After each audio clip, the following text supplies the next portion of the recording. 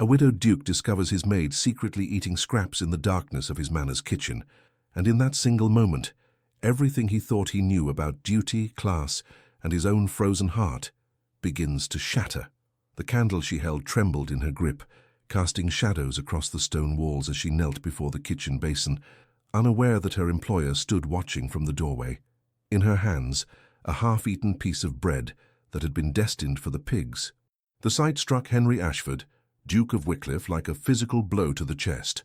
But before we continue, please check if you are already subscribed to the channel and write in the comments where you are watching this video from.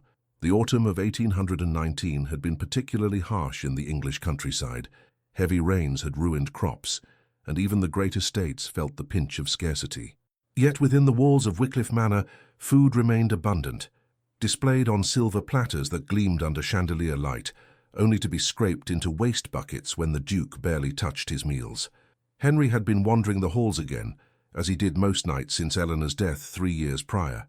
Sleep eluded him in the vast emptiness of his bedchamber, where her portrait still hung above the mantel, her painted eyes seeming to follow him with silent reproach.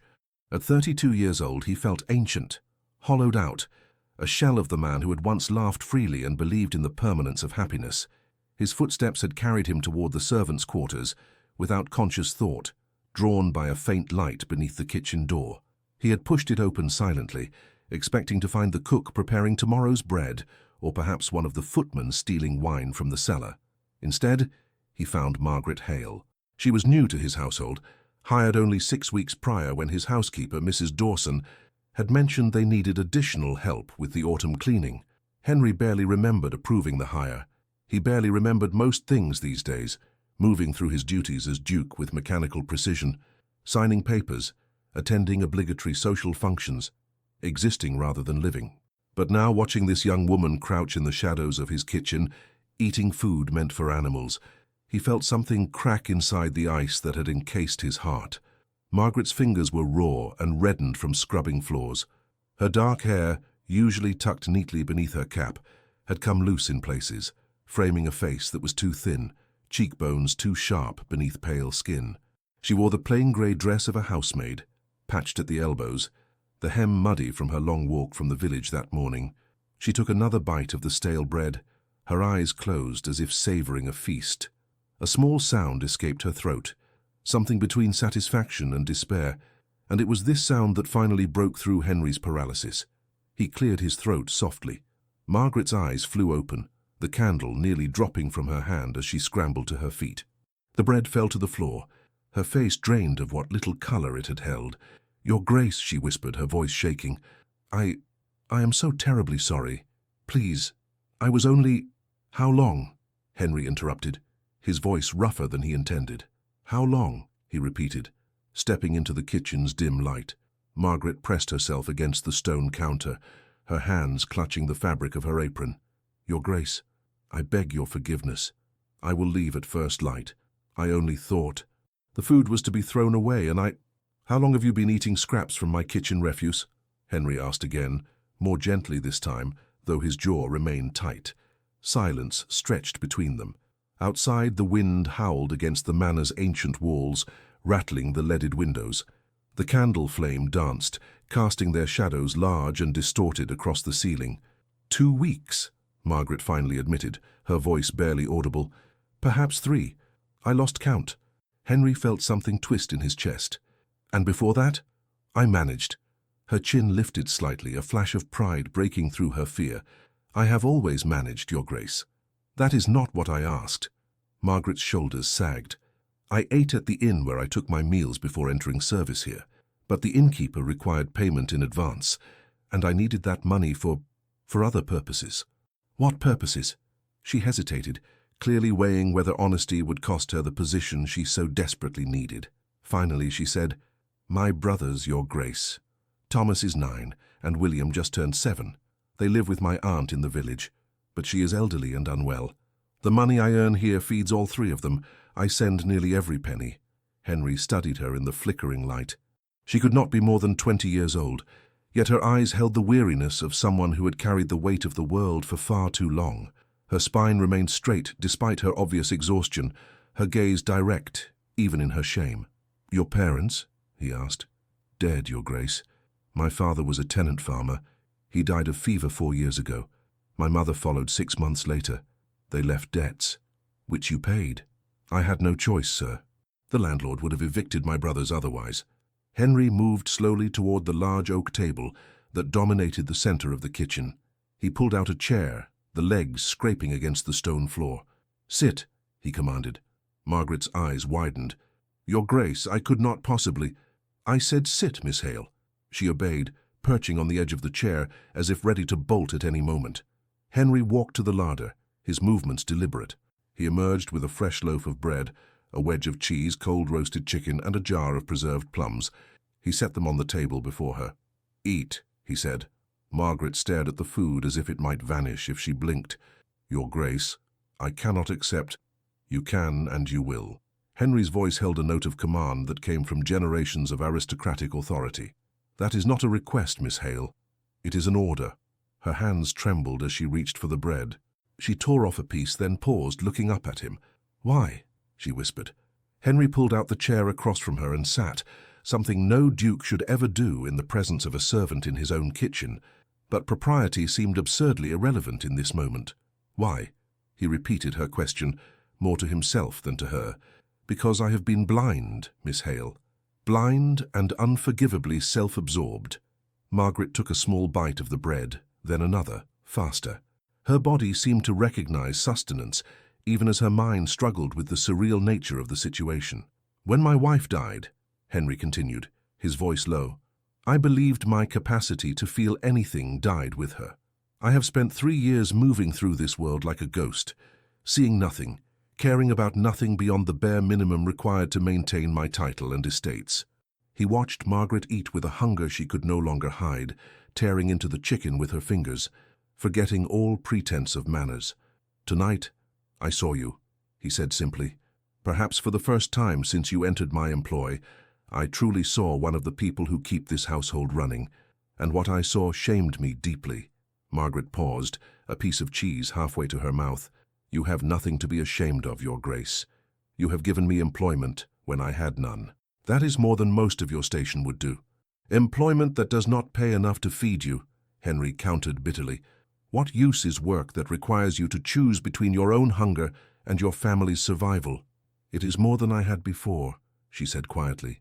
Before I came here, I took whatever work I could find, laundry, mending, helping at the inn, but it was never enough, never steady. This position, even with its meager wages, is a blessing, Your Grace. Henry leaned back in his chair, studying her face in the candlelight. There was no resentment in her expression, no accusation, only weary acceptance of the world's cruelties and a determination to endure them. How old are you, Miss Hale? 20 years, Your Grace, nearly 21. And you have been caring for your brothers since you were 16. 17, sir. I was 17 when my mother died. He shook his head slowly. 4 years. 4 years you have carried this burden alone. It is not a burden, Margaret said with sudden fierceness. They are my brothers, my blood. I would do anything for them. Something in her tone resonated with Henry in a way he had not expected. He remembered loving someone that fiercely once, being willing to sacrifice anything for Eleanor's happiness. Then she had died giving birth to a child who lived only 3 days, and that capacity for fierce love had been buried with them both, or so he had believed. Where do your brothers stay during the day while your aunt is unwell, he asked. Thomas helps the blacksmith for pennies. William, she hesitated. William is supposed to attend the charity school in the village, but he often skips to search for odd jobs instead. He thinks I do not know, but my aunt tells me. He is 7 years old. He is hungry, Your Grace. Hunger makes children grow up quickly. Henry dismissed Margaret shortly after she finished eating, but sleep remained impossible. He paced his study as the clock struck 3 in the morning, then 4. The fire in the hearth had burned down to embers, casting the book-lined room in shades of amber and shadow. He kept seeing Margaret's face, the way her hands had trembled as she reached for the bread, the fierce pride in her eyes when she spoke of her brothers. But more than that, he kept seeing himself through her eyes, or rather, through the eyes of someone who lived in a world so different from his own that they might as well be on separate continents. The Duchy of Wycliffe was one of the oldest and wealthiest in England. The estate encompassed over 15,000 acres, with tenant farms, forests, and 3 villages falling under its jurisdiction. The manor house itself contained 73 rooms, employed a staff of 42, and held artwork and furnishings worth more than most men would earn in 10 lifetimes. And yet, in his own kitchen, his own employee had been slowly starving.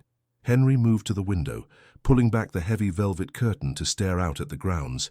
Dawn was beginning to break, painting the sky in shades of grey and pale pink. In a few hours the household would awaken, the servants beginning their daily routines with the same invisible efficiency they maintained every day. How many of them struggled as Margaret did?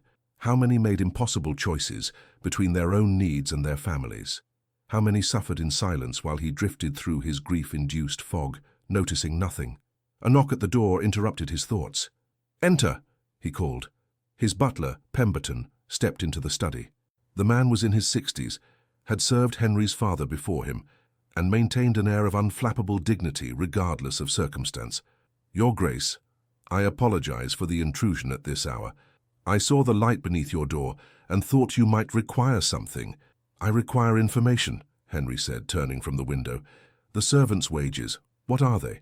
Pemberton's expression did not change, though something flickered in his eyes. "The standard rates, Your Grace. Housemaids receive £10 per annum, footmen 12, the cook 25. The senior staff, of course, receive more. Mrs. Dawson, as housekeeper, receives £40, and I myself receive 50. £10 per annum," Henry repeated slowly. "That is less than 17 shillings per month." "Yes, Your Grace. With room and board included, it is considered adequate compensation for servants of their station." Adequate. The word tasted bitter on Henry's tongue. "Pemberton, on your honour, could you live on 17 shillings per month if you also had to support a family?" The butler's facade cracked slightly. "No, Your Grace, I could not." "Then why do we pay our staff so little?" "Because it is the standard wage, Your Grace, what every household of similar standing pays. To pay more would be seen as eccentric." Henry strode to his desk and pulled out the household ledger, flipping through pages filled with meticulous records of every expense. The numbers told their own story. £300 for a single dinner party last month, £600 for new curtains in the drawing room, £45 for wine in a fortnight. "We spent more on wine last month than we pay half our staff for an entire year," he observed, his voice tight. Pemberton cleared his throat delicately. "Your Grace, if I may speak plainly." "Please do." "The household has always operated this way. Your father and his father before him maintained the same wage structure. The servants understand their place. They are grateful for the security of employment." "Grateful enough to starve quietly?" Henry snapped, then caught himself. "Forgive me, Pemberton. You are not the architect of this system. You merely maintain what has always been." "If I might ask, Your Grace, what has prompted this sudden interest in wage structures?" Henry considered lying, maintaining the walls between master and servant that society demanded. But he was tired of walls, tired of distance, tired of sleepwalking through life while the world moved around him. "I found Miss Hale in the kitchen last night," he said simply. "She was eating food destined for the pig buckets, because she could not afford to feed both herself and her younger brothers on the wages we pay her." Pemberton's expression showed genuine surprise. "I was not aware Miss Hale had family obligations. Mrs. Dawson handles the hiring of housemaids. I shall speak with her about ensuring such circumstances are taken into consideration in future." "You miss my point entirely," Henry said, though not unkindly. "The issue is not that Miss Hale has family obligations. The issue is that our wages are too low for anyone to live on with dignity, family, or not." The butler fell silent, clearly unsure how to respond to his employer's sudden departure from aristocratic norms. Henry made a decision. Effective immediately, all servant wages are to be increased by 50%. Housemaids will receive £15 per annum, footmen 18, and so forth up the hierarchy. "Your Grace," Pemberton's composure finally broke, "such an increase is unprecedented. The other estates will think, society will—" "Society," Henry interrupted, "can think whatever it wishes. The increase will be announced this morning. Furthermore, I want a full accounting of every servant's family situation. Those with dependents will receive an additional monthly allowance. Your Grace, with respect, this sets a dangerous precedent. If word spreads to the tenant farmers, they may demand increased wages as well. The whole social order—" Perhaps the whole social order needs examining, Henry said quietly. Make the arrangements, Pemberton. That will be all. The butler bowed stiffly and withdrew, clearly troubled. Henry knew the man was not wrong about the potential consequences. The English aristocracy maintained its power through unspoken agreements about how things should be done. To deviate too far from those agreements was to invite social ostracism, to be labeled radical or unstable, but for the first time in 3 years, Henry found that he did not particularly care. The household awoke to news of the wage increase with a mixture of disbelief and quiet joy. Henry watched from the window of his study as servants gathered in small clusters in the courtyard, their voices carrying on the morning air. He could not make out words, but the tone was unmistakable. Hope, cautious and fragile, but real. Mrs. Dawson appeared at his door shortly after breakfast, her round face troubled. "Your Grace, I must speak with you about this wage increase." "What about it, Mrs. Dawson?" The housekeeper twisted her hands in her apron, a gesture he had never seen from the normally unflappable woman. "It is extraordinarily generous, Your Grace. More than generous. But I fear it may create difficulties." "What sort of difficulties?" "The other servants will become spoiled. They will expect more and more, never satisfied. And the other estates, Your Grace, you will be seen as a radical. It will reflect poorly on the family name." Henry set down his teacup with deliberate care. "Mrs. Dawson, you have served this household for 23 years. In that time, have you ever requested a wage increase?" "No, Your Grace. It would not be proper." "And have you ever felt you deserved one?" She hesitated, then nodded slowly. "There have been times, Your Grace, when expenses have been difficult to manage." "Then why did you not ask?" "Because it is not done, sir. Servants do not make demands of their employers." Henry stood and walked to the window. "Perhaps that is precisely the problem. We have created a system where those who serve us must suffer in silence, and we who benefit from their labor remain willfully blind to that suffering. Your Grace speaks as if the social order is unjust. Is it not?" He turned to face her.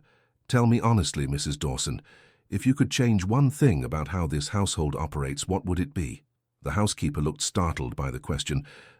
Your Grace, it is not my place to—" "Hypothetically," he pressed, "if you could make one change without fear of consequences." She thought for a long moment. "I would ensure that the younger servants, particularly the maids, had adequate time for rest. They work from before dawn until well past dark, with only Sunday afternoons free. It wears them down, Your Grace. I see it in their faces, the exhaustion that never quite lifts." "Then we shall change it," Henry said simply. "Draw up a new schedule that allows for proper rest periods. I want no one working more than 12 hours per day, with at least one full day off per week in addition to Sunday afternoons." Mrs. Dawson stared at him as if he had suggested burning down the manor. "Your Grace, that is impossible. There is too much work to be done. We would need to hire additional staff. Then we shall hire additional staff." Margaret learned of the wage increase from the other housemaids, who burst into the linen room where she was folding sheets with barely contained excitement. "Did you hear?" Sarah, one of the senior maids, grabbed Margaret's hands. "The Duke has increased our wages by half, £15 per annum instead of 10. Margaret's hands stilled on the linen. "There must be some mistake." "No mistake," Sarah insisted. "Mrs. Dawson announced it this morning. And there is more. Those with family obligations are to receive an additional monthly allowance. You have brothers, do you not?" The sheet slipped from Margaret's fingers. £15 per annum meant an additional £5, nearly 9 shillings more per month. With an additional allowance for Thomas and William, she might earn another £1 or £2 monthly. It was more money than she had dared dream of. It was also impossible to believe. "Why?" she whispered. "Why would he do such a thing?" Sarah shrugged, her face bright with unaccustomed joy. "Who cares why? We should simply be grateful. Perhaps the Duke has finally emerged from his mourning and remembered he has responsibilities to his household." But Margaret could not shake the feeling that this sudden generosity had something to do with the previous night. The Duke had found her eating scraps like an animal, and now, mere hours later, wages were being increased and allowances created. The timing was too convenient, too specific. She felt a complicated tangle of emotions, gratitude, yes, but also shame at being the object of pity, and something else she could not quite name. Fear, perhaps, that this was temporary, that she had somehow become a project for a bored aristocrat who would lose interest as quickly as he had gained it. "Margaret?" Sarah's voice interrupted her thoughts. "You look as if you have seen a ghost. This is good news. Smile, for heaven's sake." Margaret forced a smile, but her mind was elsewhere. She needed to find a moment to speak with the Duke privately, to understand what he expected in return for this sudden benevolence. Men of his class did not simply give money away without reason, without wanting something back. The opportunity came late that afternoon. Mrs. Dawson assigned Margaret to dust the library, a task that usually fell to the more senior maids. The Duke, Mrs.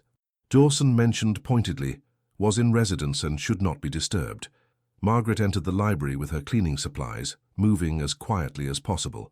The room was magnificent, 2 stories high with shelves reaching to the ceiling, accessible by a graceful spiral staircase. Afternoon light streamed through tall windows, illuminating thousands of leather-bound volumes.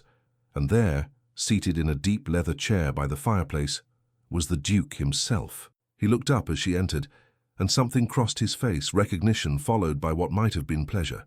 "Miss Hale," he said, setting aside the book he had been reading. "I hope you are well this morning." "Very well, Your Grace." She bobbed a curtsy, her heart hammering. "I apologize for the intrusion. Mrs. Dawson instructed me to dust the library, but I can return later if—" "No need. Please continue your work. You will not disturb me." Margaret moved to the farthest corner of the library and began to dust with meticulous care, hyper-aware of the Duke's presence. She could feel his eyes on her, though when she glanced back, he appeared to be reading his book. Several minutes passed in tense silence before he spoke. "Have you heard about the wage increase, Miss Hale?" Her hand stilled on the shelf. "Yes, Your Grace." "And the family allowance?" "Yes, Your Grace." "What do you think of it?" Margaret turned slowly to face him, still clutching her dustcloth. "I think it is extraordinarily generous, Your Grace." "But—" she hesitated. The Duke leaned forward slightly, his expression intent. "Please," he said, "speak freely. I want to know what you truly think." "I think," Margaret said carefully, "that such generosity often comes with expectations." Henry's eyebrows rose. "What sort of expectations?" Heat flooded Margaret's cheeks, but she had gone too far to retreat now. "Forgive me for speaking plainly, Your Grace, but in my experience, when men of wealth suddenly take an interest in the welfare of young women in their employ, it is rarely purely philanthropic in nature." For a moment the Duke simply stared at her, and Margaret feared she had crossed a line from which there would be no return. Then, to her utter shock, he threw back his head and laughed, a genuine sound of mirth that transformed his austere features. "My dear Miss Hale," he said, still chuckling, "you have a refreshingly cynical view of human nature. I assure you, my intentions are entirely honorable, if somewhat unusual." "Then what do you want from me, Your Grace?" The laughter faded from his face, replaced by something more serious. "Nothing that you are thinking." "I want nothing from you, Miss Hale, except perhaps to ease my own conscience." "I do not understand." Henry stood and moved to the window, gazing out at the grounds. "Last night, when I found you in the kitchen, I was confronted with the reality of my own willful blindness. For 3 years I have lived in a fog of grief and self-pity, paying no attention to the lives of those around me. You were starving in my own household, and I knew nothing of it. That is not your fault, Your Grace." "Is it not?" He turned to face her. "I set the wages. I establish the conditions of employment. If those wages are insufficient to sustain life, then the fault lies squarely with me." Margaret shook her head. "You pay the standard wages. Every household does. You cannot be held responsible for the poverty that exists throughout England." "Perhaps not for all poverty," Henry conceded, "but I can certainly be held responsible for the poverty in my own household, and I can do something about it." "The wage increase is not charity, Miss Hale," the Duke continued. "It is justice, long overdue. Every person in my employ works hard to maintain this estate. They deserve to be compensated fairly for that work, not forced to choose between their own survival and their families." Margaret studied him carefully, searching for signs of insincerity or hidden motives, but his expression was open, almost vulnerable in a way that seemed wrong for a man of his station. "May I ask you a question, Your Grace?" "Of course." "Why now? You have been Duke for many years. What changed?" Henry was silent for a long moment. When he finally spoke, his voice was low. "My wife died 3 years ago. Since then, I have existed, but not lived. I went through the motions of my responsibilities, but I felt nothing, cared about nothing. It was as if a part of me died with her." He paused, running a hand through his dark hair. "Last night when I saw you in that kitchen, something cracked. Perhaps it was shame. Perhaps it was recognition, seeing someone else struggling with impossible burdens and realizing I had the power to help, but had been too self-absorbed to notice. Whatever it was, I cannot go back to the way things were." Margaret felt an unexpected surge of sympathy. "I am sorry for your loss, Your Grace, and I for yours. Your parents, your childhood, your own prospects, all sacrificed to care for your brothers. That is a loss as well, Miss Hale, even if society does not acknowledge it as such." The words struck something deep in Margaret's chest. No one had ever acknowledged what she had given up, the future she might have had if circumstances had been different. Most people simply saw it as her duty, nothing remarkable or worthy of comment. "They are my brothers," she said quietly. "I love them. I know." "That was evident in every word you spoke last night." Henry moved closer, though still maintaining a proper distance. "Tell me about them.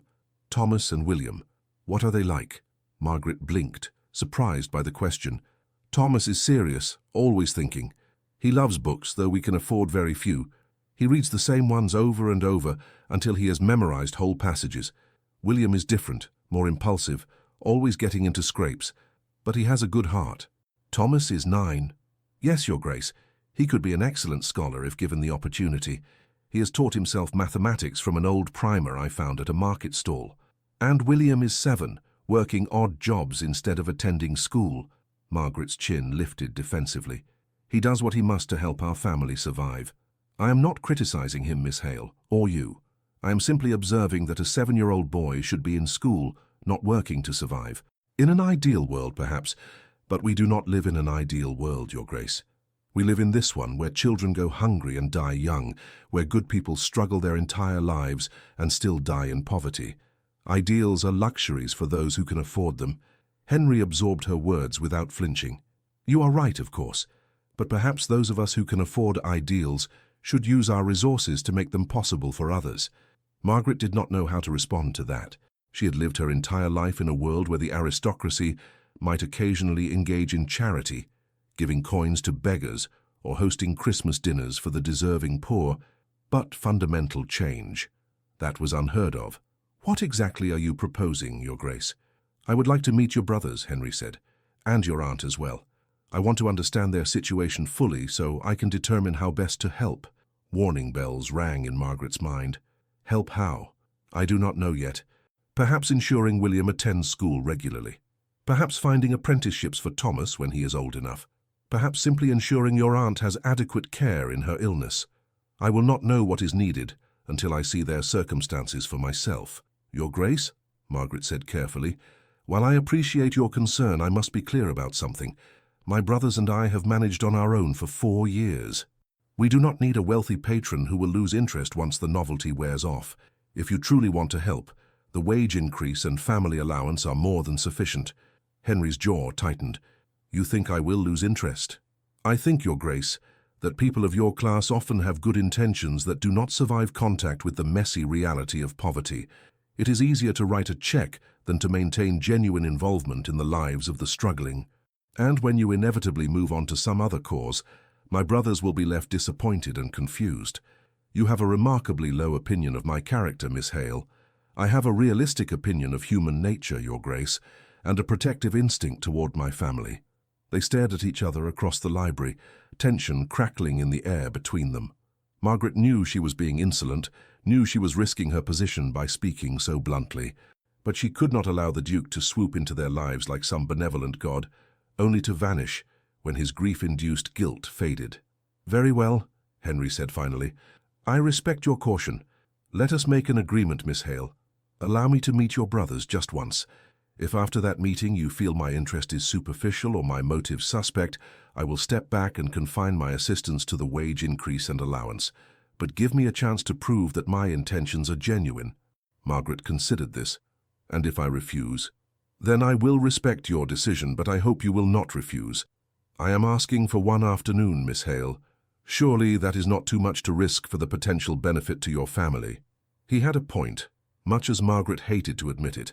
1 afternoon with the Duke could not do much harm, and if he truly did have resources to help Thomas and William, her own pride should not stand in the way. "Sunday afternoon," she said finally. "That is my usual time off. If you wish to meet them, it must be then. Sunday afternoon it is. Where shall I call? My aunt's cottage is in Lower Wycliffe Village, near the old stone bridge, number 7 Oak Lane. But, Your Grace," she hesitated, "it is not what you are accustomed to. The cottage is small and humble. I am aware of the conditions in which most of my tenants live, Miss Hale. I will not faint at the sight of poverty." "Will you come alone?" Henry paused. "Would you prefer that?" "I think," Margaret said slowly, "that arriving with a full retinue of servants and a fancy carriage would defeat the purpose of understanding our circumstances. It would also terrify my brothers." A smile tugged at the corner of Henry's mouth. "Alone it is, then, though Pemberton will likely have apoplexy at the thought of me wandering the countryside without proper escort." "Pemberton will survive the shock," Margaret said dryly, earning a genuine laugh from the Duke. "I believe," Henry said, his eyes crinkling with amusement, "that you may be the most refreshingly frank person I have encountered in years, Miss Hale. It is quite invigorating." Margaret felt her cheeks warm, but maintained her composure.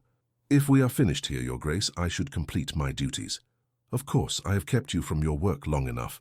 She returned to her dusting, but the atmosphere in the library had shifted somehow, becoming less formal, less weighted with the usual barriers between master and servant. And when Margaret glanced back at the Duke, she found him watching her with an expression she could not quite decipher. Sunday dawned grey and drizzly, typical weather for late autumn in the English countryside. Margaret rose before dawn, as she always did, and walked the 3 miles from Wycliffe Manor to her aunt's cottage in the village. Her half-day of freedom stretched before her like a gift, though today that gift was complicated by the Duke's impending visit. She had told her aunt and brothers about it, of course. Aunt Beatrice had immediately begun fussing, trying to clean a cottage that was already spotless despite its poverty, worrying about tea and cakes they could not afford. "He will not expect refreshments, Aunt Beatrice," Margaret had insisted during her previous visit. "He is coming to understand our situation, not to be entertained." But Beatrice, raised in an era when appearances mattered above all else, could not help herself. When Margaret arrived that morning, she found her elderly aunt had spent precious pennies on tea and sugar and was attempting to bake biscuits in their small fireplace. "Aunt, you should not have spent money on this." "Hush, child. I will not have a duke enter this house and think we have no manners." Margaret sighed but did not argue further. Beatrice was 72, widowed for 15 years, and as stubborn as Margaret herself. The cottage was indeed small, 2 rooms downstairs and a tiny loft where the boys slept. But it was clean, the few pieces of furniture well maintained, and there were books on a shelf that Margaret had salvaged from various sources, a luxury in a house where every penny counted. Thomas and William emerged from the loft as Margaret set about helping with breakfast. Thomas was tall for his 9 years, with serious dark eyes and perpetually ink-stained fingers. William was smaller, wiry, with a mischievous smile that reminded Margaret painfully of their father. "Is the Duke really coming here?" William asked, his eyes wide with a mixture of excitement and disbelief. "Yes, he is," Margaret confirmed, ladling porridge into wooden bowls. "And I expect both of you to be on your best behavior. Answer his questions honestly and politely, and do not ask him for anything. Is that understood?" "Why would we ask him for things?" Thomas asked, ever practical. "Because he is wealthy, and children sometimes think wealthy people should solve all their problems." "Should they not?" William piped up. Margaret fixed him with a stern look. "What people should do and what they actually do are often very different things, William. The Duke is being kind by visiting. We will not take advantage of that kindness by begging." "But you said he raised your wages," Thomas said thoughtfully. "That suggests he cares about fairness. Perhaps he would want to know if there are other ways he could help." "Thomas," Margaret said warningly. Her younger brother held up his hands in surrender. "I am simply making an observation. I will not embarrass you, Margaret, I promise." The morning passed slowly. Aunt Beatrice fretted over every detail, while Margaret tried to keep the boys occupied with chores and lessons. By the time 2 o'clock approached, the time Margaret had suggested for the Duke's visit, her nerves were stretched thin. A knock at the door came at precisely 2 o'clock. Margaret smoothed her dress, the nicest one she owned, though it was patched and faded, and went to answer. She opened the door to find the Duke standing in the drizzle, dressed more simply than she had ever seen him. He wore plain riding clothes with no elaborate decoration, and he was indeed alone, no servants or retinue in sight. Your Grace, she said, dropping into a curtsy. Please come in out of the rain. Henry stepped into the cottage and was immediately struck by how small it was. The entire ground floor could have fit into his bedroom at the manor twice over. Yet despite its size and obvious poverty, there was a warmth here, a lived-in quality that his own house lacked. A tiny fire burned in the hearth, barely adequate for heating but carefully maintained. Books lined a simple shelf on the wall, their spines cracked and worn from repeated reading. The wooden table in the center of the room was scarred but clean, set with mismatched teacups that had been mended more than once. Your Grace, may I present my aunt, Mrs. Beatrice Hale? An elderly woman rose from a chair by the fire, her movements stiff with age and illness. She curtsied deeply, though Henry could see the effort it cost her. Mrs. Hale, please do not strain yourself on my account, he said quickly, moving forward to help her back into her chair. Beatrice looked startled by his consideration, but allowed him to assist her. Your Grace is most kind. Please, forgive our humble surroundings. There is nothing to forgive. Thank you for allowing me to visit. Margaret gestured to the two boys who stood near the fireplace, both watching Henry with wide eyes. These are my brothers, Thomas, the elder, and William. Thomas bowed with surprising grace for a 9-year-old. William, less disciplined, simply stared. Will, Margaret hissed. The younger boy jerked into a hasty bow. Sorry, Your Grace, it is just, you are very tall, and you do not look like I imagined a duke would look. William, Margaret's face flushed crimson, but Henry laughed. And how did you imagine a duke would look, William? Fatter, the boy said honestly, and older, with lots of medals and a big white wig like in the pictures in Thomas's books. William, that is enough, Margaret said sharply. No, it is quite all right, Henry assured her. He crouched down to William's eye level. I am afraid I am a disappointment in the medals and wig department. I do have a ceremonial sword, though, if that helps. William's eyes lit up. A real sword? That can cut things. William could cut a great many things, yes, though mostly it just hangs on a wall looking impressive. Can I see it sometime? Perhaps, if your sister allows it. Margaret looked as if she wanted the floor to open and swallow her, but Henry found the boy's directness refreshing. Too often people approached him with obsequious deference that made genuine conversation impossible. Please, Your Grace, sit. Beatrice gestured to the best chair, though its cushion was thin and worn. Margaret, bring the tea. As Margaret moved to serve tea from a pot that had seen better days, Henry studied the cottage more carefully. Despite their poverty, everything was meticulously cared for. The floor had been swept recently, the windows cleaned, the few possessions they had arranged with thought to both function and aesthetics. How you have quite a collection of books, he observed, noting the shelf. Thomas brightened immediately. Yes, Your Grace. Margaret finds them for us whenever she can. I have read each one at least 5 times. Which is your favorite? Elements of Geometry by Euclid. Though the copy we have is missing several pages, so I have had to work out some of the theorems myself. Henry raised his eyebrows. Do you study Euclidean geometry at 9 years old? Thomas is quite brilliant, Margaret said quietly, setting a cup of weak tea before Henry. He could excel at university if such things were possible for boys like him. The tea was barely colored, clearly made from leaves that had been used several times already.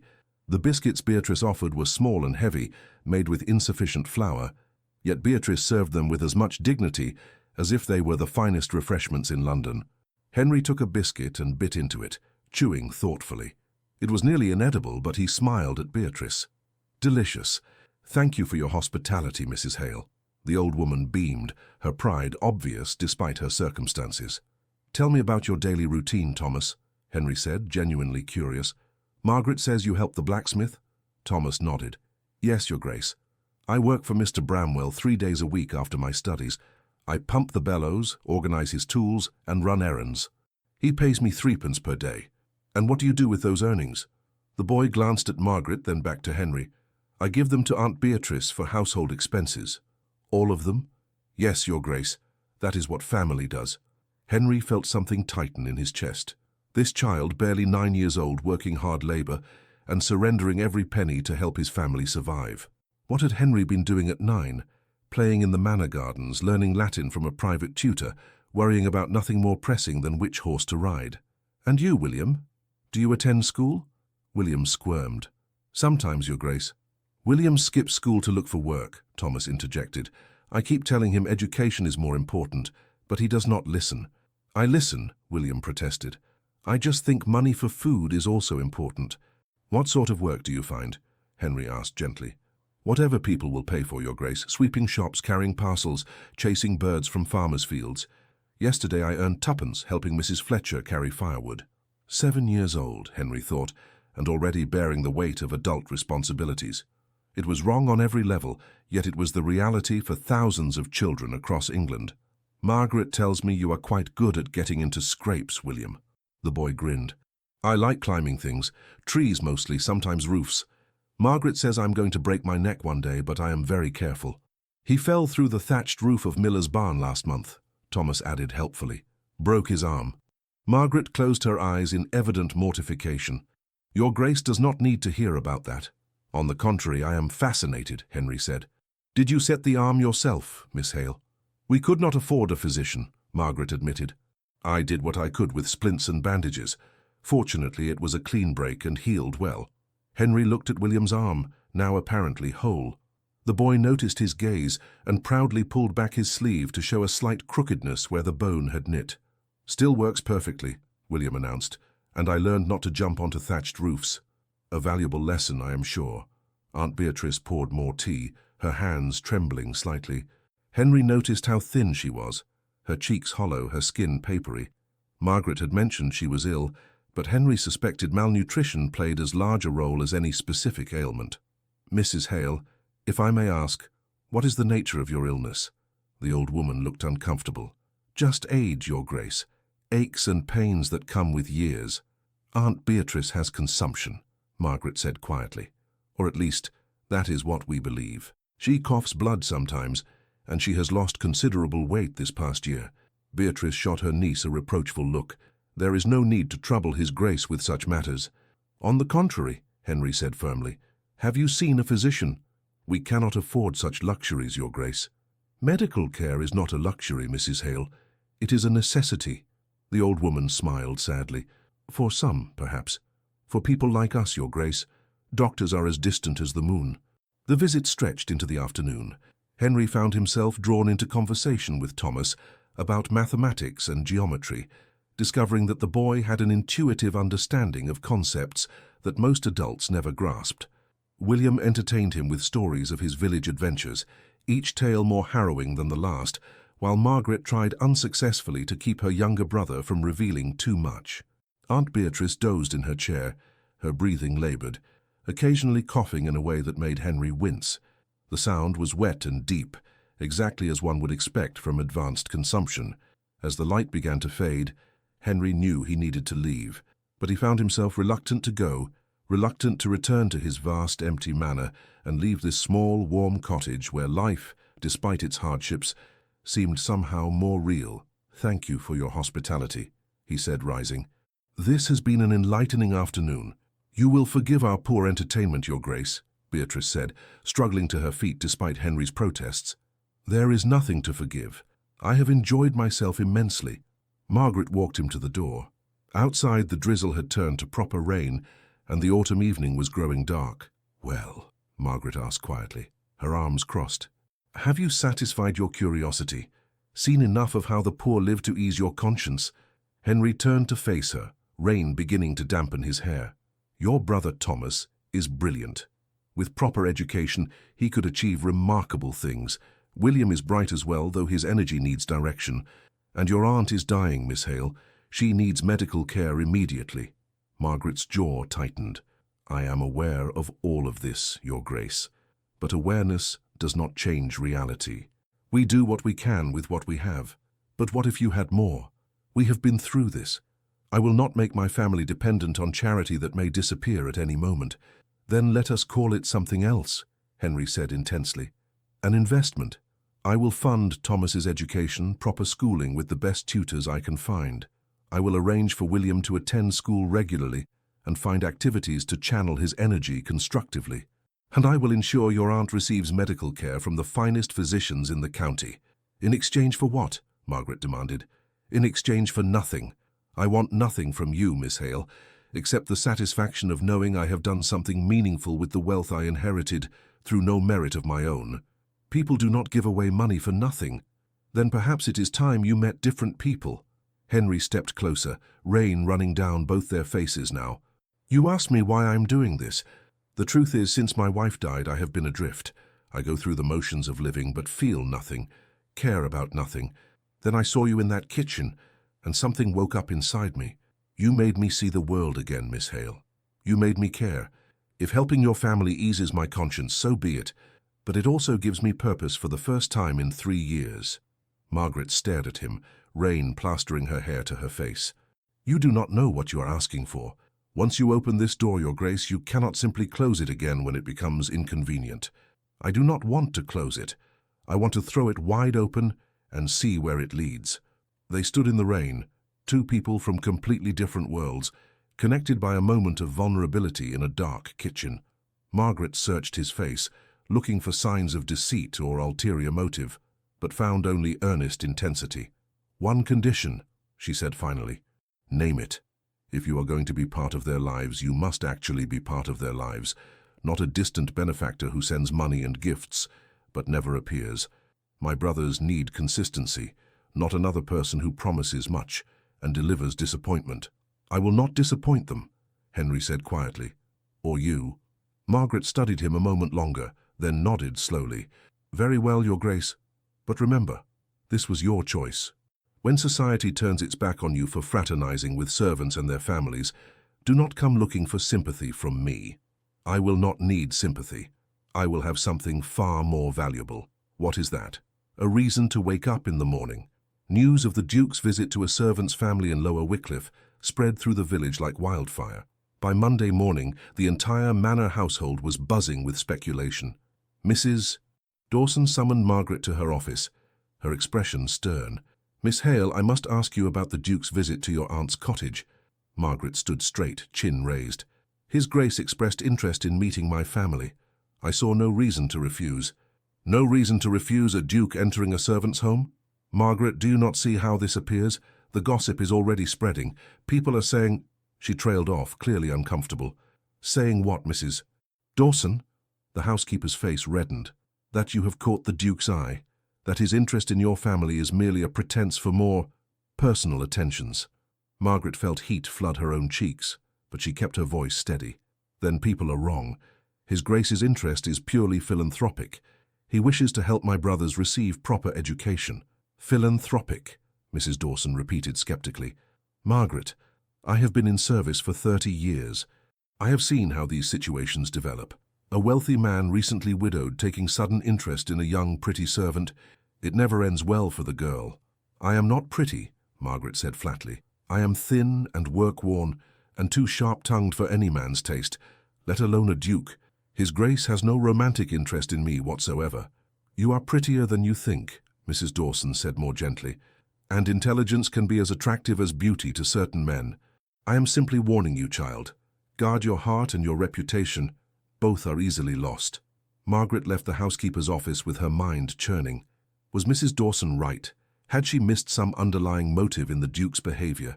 But no, he had been nothing but proper, genuinely interested in her brothers rather than herself. Yet doubt had been planted, and it grew throughout the day as she noticed other servants watching her with new speculation in their eyes. Sarah, usually friendly, kept her distance. The footman smirked when she passed. By evening, Margaret felt as if she were under constant observation, every action scrutinized for evidence of impropriety. The Duke, meanwhile, was facing his own challenges. That evening, his solicitor, Mr. Pemberton's cousin Charles Pemberton, arrived at the manor with papers requiring signature. After the business was concluded, Charles lingered. "Your Grace, if I may speak frankly." "You may. There is talk in the village about your visit to the Hale cottage. Some of the local gentry are concerned." Henry set down his pen slowly. "Concerned about what, precisely?" "About your association with servants, Your Grace. First, the unprecedented wage increases, now personal visits to their homes. Some fear you are setting a dangerous precedent that could upset the social order." "The social order," Henry repeated coldly, "seems to require poor children to work themselves to exhaustion while their guardians slowly die of treatable illnesses. Perhaps that order needs upsetting." "Your Grace, I understand you wish to help, but there are proper channels for charity. Anonymous donations to the Poor Fund, support for the church's relief efforts. One does not visit servants in their homes. It suggests an equality that does not exist. Does it not? Henry rose from his desk. What makes me superior to Margaret Hale, Mr. Pemberton? The accident of my birth? The wealth I inherited rather than earned? She works harder in a day than I work in a month. She cares for her family with devotion I can only admire. By what measure am I her better? Charles looked genuinely shocked. Your Grace, such talk is dangerous. You are a duke, a peer of the realm. Your position comes with responsibilities, including maintaining appropriate distance from the lower classes. Get out, Henry said quietly. Your Grace, I only meant, get out of my house, Mr. Pemberton, and inform whoever sent you to express these concerns that I will conduct my life as I see fit, regardless of their opinions. The solicitor left, clearly rattled. Henry stood at the window watching the man's carriage disappear down the drive and realized that he had just crossed a line from which there would be no easy return. Despite the mounting social pressure, Henry moved forward with his plans for Thomas's education. He hired Mr. Edmund Wright, a respected scholar who had fallen on hard times after losing his university position due to his progressive political views. Wright was thrilled to have such a promising pupil, even if that pupil was a 9-year-old from the village. The lessons began the following week in the Manor's library. Henry had arranged for Thomas to come 3 times weekly, with transportation provided. The boy arrived for his first lesson wide-eyed and nervous, clutching a worn notebook. Mr. Wright was a thin man in his 50s, with wild grey hair and penetrating blue eyes. He took one look at Thomas's notebook, filled with careful mathematical calculations and geometric proofs, and his expression transformed. Good heavens, he muttered, flipping through pages. Who taught you this? I taught myself, sir, Thomas said quietly, from books Miss Margaret found for me. These proofs are remarkable. Some are unconventional, but the logic is sound. You derived these independently? Thomas nodded. Mr. Wright looked at Henry with genuine excitement. Your Grace, this boy is not simply bright, he is exceptional. With proper guidance, he could rival the finest mathematical minds in England. Over the next weeks, Thomas blossomed under Wright's tutelage. The boy absorbed knowledge like a sponge, making connections that astounded his teacher. Henry often found excuses to be in the library during lessons, fascinated by watching Thomas's mind work through complex problems. Margaret came to collect her brother after each session, always polite but distant with Henry, clearly still wary of his motives. But he could see the pride in her eyes when Mr. Wright praised Thomas's progress. William's situation proved more challenging. The boy's energy was boundless, his attention span short. Traditional schooling frustrated him to the point of rebellion. After consulting with the village schoolmaster and getting a litany of complaints about William's behavior, Henry had a different idea.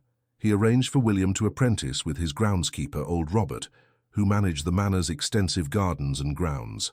Robert was a taciturn man in his 70s who had worked at Wycliffe since he was William's age. Boy's got energy, Robert observed after the first day. Needs to use his hands while his mind works. Book learning alone will never suit him. But Robert also insisted William attend morning school sessions before coming to work in the afternoons. Learning to read and cipher is essential, the old groundskeeper insisted. Cannot make your way in the world without those tools. Surprisingly, William thrived under this arrangement. The physical work tired him enough that he could focus during morning lessons, and Robert's patient instruction in practical skills gave the boy a sense of purpose. Aunt Beatrice's situation was the most urgent. Henry brought in Dr. Harrison, the finest physician in the county, over the old woman's strenuous protests. I cannot pay for this, Beatrice insisted from her bed, where the examination had left her exhausted. You are not being asked to pay, Dr. Harrison said kindly. His Grace has arranged for your care. The diagnosis was grim. Advanced consumption complicated by malnutrition and years of inadequate living conditions. Dr. Harrison prescribed rest, nutritious food, and expensive medications that had to be imported from London. She should be in a sanatorium, the doctor told Henry privately. The fresh air and specialized care would significantly improve her chances. Then arrange it. Your Grace, the cost would be substantial, several £100s. Arrange it, Henry repeated firmly. Money is irrelevant if it can extend her life. As autumn deepened into early winter, Henry found his days increasingly organized around the Hale family's needs. He checked on Thomas's lessons, observed William's progress with Robert, and visited Beatrice at the sanatorium where she had finally agreed to go after Margaret convinced her. But it was Margaret herself who occupied more of his thoughts than Henry wanted to admit. She remained cautious around him, never quite relaxed, always maintaining proper servant-master distance despite everything. Yet he caught glimpses of the woman beneath the careful facade, her sharp wit when she forgot to guard it, her fierce protectiveness of her family, her quiet pride that refused charity even as she accepted help for her brothers. One evening, as Margaret prepared to leave the manor for her visit to Beatrice, Henry impulsively offered to drive her in his carriage. "That is not necessary, Your Grace. I am accustomed to walking. It is 6 miles to the sanatorium and rain is threatening. Please, allow me." She hesitated, then nodded. They traveled in silence for the first few minutes, the only sounds the horse's hooves and the creak of the carriage. "How does Thomas progress?" Margaret finally asked. "Remarkably. Mr. Wright says he has never seen such natural talent for mathematics. He believes Thomas could qualify for university in a few years." Margaret's face lit up with joy, transforming her features. Henry realized with a start that she was actually quite beautiful when she smiled genuinely, though he suspected she had little cause to do so in her life. "University," she breathed. "I never dared hope for such a thing. It is well within reach now. I will fund his education, of course." The joy faded slightly. "Your Grace has already done so much. I do not know how we could ever repay." "I do not want repayment, Miss Hale. How many times must I say this?" "Then what do you want?" The question burst from her with unexpected force. "Everyone wants something, Your Grace. Even kind people have motives. What is yours?" Henry considered his answer carefully. "I want to matter," he said finally. "For 3 years I have lived in a fog, going through the motions of my position but feeling nothing, contributing nothing of real value. You and your family have given me purpose, Miss Hale. You have made me feel useful again." "Is that so terrible?" Margaret studied him in the carriage's dim interior. "No," she said softly. "That is not terrible at all. But Your Grace, you must understand, we are not your project. We are people with our own thoughts, hopes, and pride. When you tire of this purpose, when you find something else to occupy your attention, we will still exist. We will still need to survive. I will not tire of this. You cannot know that." "Can I not?" Henry leaned forward slightly. "Miss Hale, Margaret, if I may be so bold, you have become important to me. Not as a project, not as a charitable cause, but as people I genuinely care about. Your happiness matters to me." Color rose in Margaret's cheeks. "Your Grace, you should not say such things." "Why not, if they are true?" "Because," she said, her voice shaking slightly, "because there is no future in such feelings. You are a duke. I am a housemaid. Those two worlds do not intersect beyond master and servant." "Perhaps they should." Margaret shook her head firmly. "No. Even if you mean well, even if your feelings are genuine, society will never accept it. They will call me a scheming adventuress who seduced you for your money. They will say you have lost your mind with grief and I took advantage. Neither of us would survive the scandal intact." Henry knew she was right, yet he found himself unwilling to accept it. "What if I did not care about scandal? But I would care, Your Grace. Because scandal would not just affect me, it would affect my brothers. Thomas would lose his chance at education. William would lose his apprenticeship. People would whisper that they are tainted by their sister's immorality, even if nothing immoral occurred." The carriage arrived at the sanatorium before Henry could respond. Margaret alighted quickly, curtsying formally. "Thank you for the transportation, Your Grace. It was most kind." She hurried into the building before he could say another word. Inside the sanatorium, Margaret found her aunt looking better than she had in months. The rest, good food and medical care, were making a visible difference. Beatrice's color had improved, and though she still coughed, the wet rattle had diminished. "You look troubled, child," Beatrice observed as Margaret sat beside her bed. "I am fine, Aunt." "Do not lie to an old woman who has known you since birth. What is bothering you?" Margaret hesitated, then the words tumbled out. She told her aunt about the Duke's growing attentions, about their conversation in the carriage, about her own confused feelings. Beatrice listened quietly, her weathered hands folded on the clean white bed sheets that still seemed like an impossible luxury. "Do you have feelings for him?" she asked when Margaret finished. I do not know. He is kind and thoughtful, and he genuinely seems to care about our family. But Aunt Beatrice, he is a duke. I cannot allow myself to feel anything beyond gratitude." "Why not?" Margaret stared at her aunt. "Because it is impossible. Because society will never accept it. Because I would be ruining both our lives for a fantasy that cannot exist in reality." Beatrice smiled sadly. "I was in love once, you know, before your uncle. His name was James, and he was the son of the manor house where I worked as a girl. He was kind to me, treated me like a person rather than a servant. We talked about books and ideas, and for a few sweet months, I believed anything was possible. What happened? His family arranged a marriage to a suitable lady of his own class. James tried to resist, but the pressure was too great. He married her, and I married your uncle, a good man who I respected, but never loved the way I loved James." Beatrice took Margaret's hand.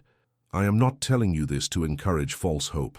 I am telling you so you understand the weight of the choice before you." "What choice?" "There is no choice, Aunt. The Duke will eventually realize that his interest in me is simply a distraction from his grief. He will return to his own world, and I will return to mine. And if he does not, if his feelings are genuine, then we will both have to be strong enough to recognize that genuine feelings are not enough. Love does not conquer all, Aunt Beatrice. Love cannot overcome the barriers of class and wealth and social expectation." "Perhaps not," Beatrice agreed. "But Margaret, my dear, do not make the mistake I made.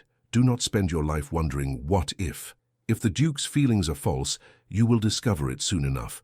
But if they are real, if he is truly willing to face society's censure for you, then perhaps you should consider that some chances only come once." Margaret left the sanatorium with her aunt's words echoing in her mind. She found the Duke's carriage still waiting, as she had known it would be. He helped her inside, his hand warm through her glove.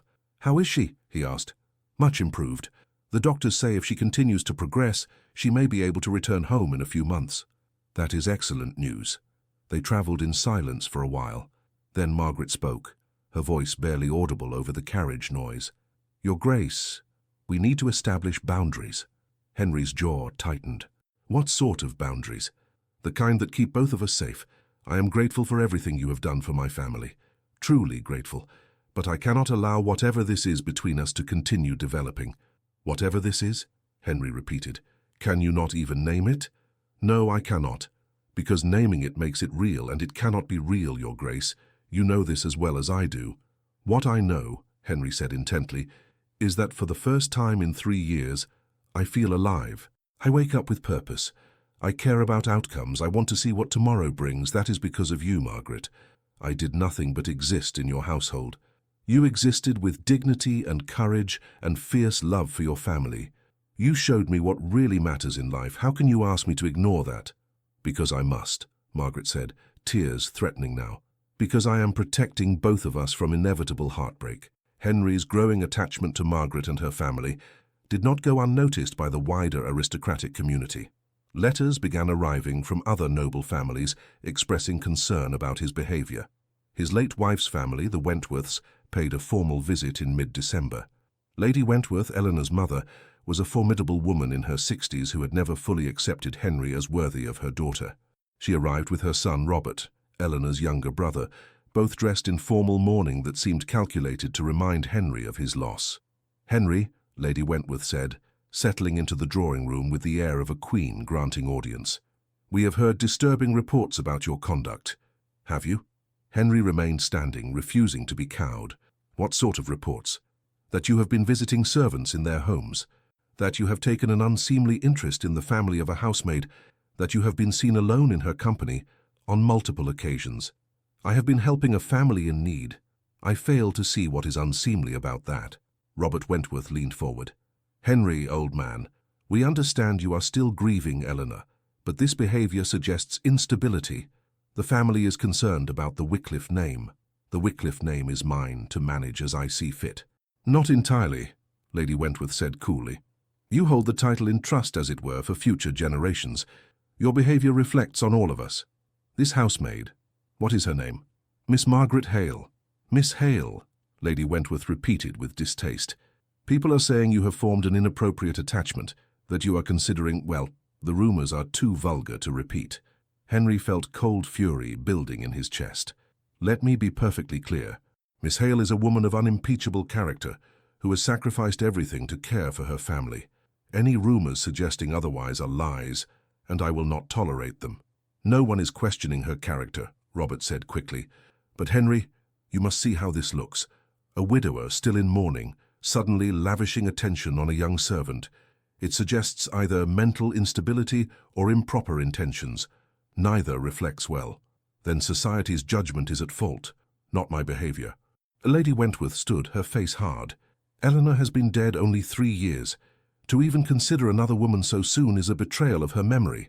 And to consider a servant? Henry, this is madness. You speak of Eleanor as if you knew her, Henry said quietly, dangerously. But I was married to her. I loved her deeply. Her death nearly destroyed me.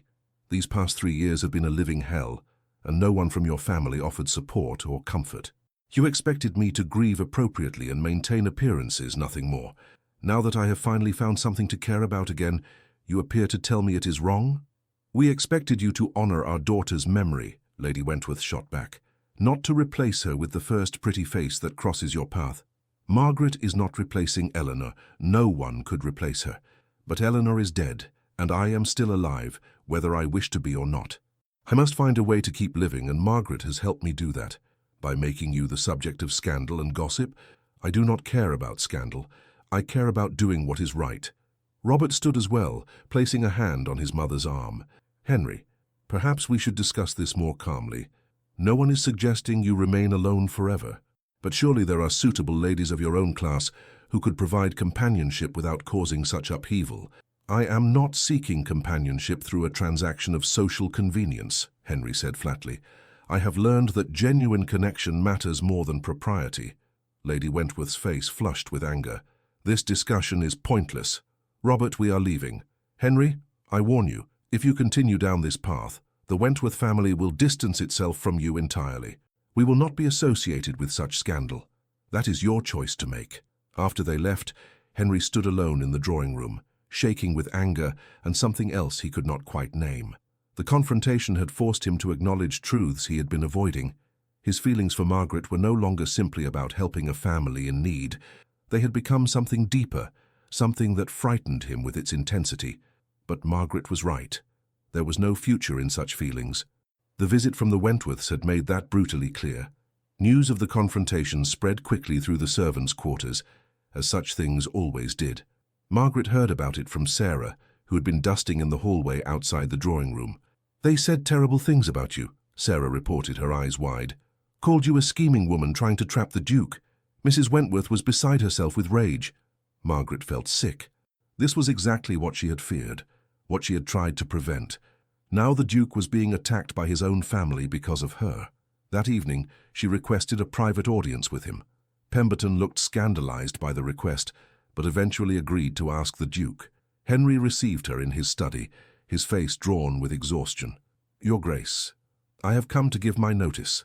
He looked up sharply. You are leaving? I must. My presence here is causing you harm. Your late wife's family has turned against you because of me. Society is gossiping. This cannot continue. Henry stood and moved around the desk. Margaret, I will not accept your resignation. You must. I will not be the cause of your ruin. You are not the cause. Society's narrow-mindedness is the cause.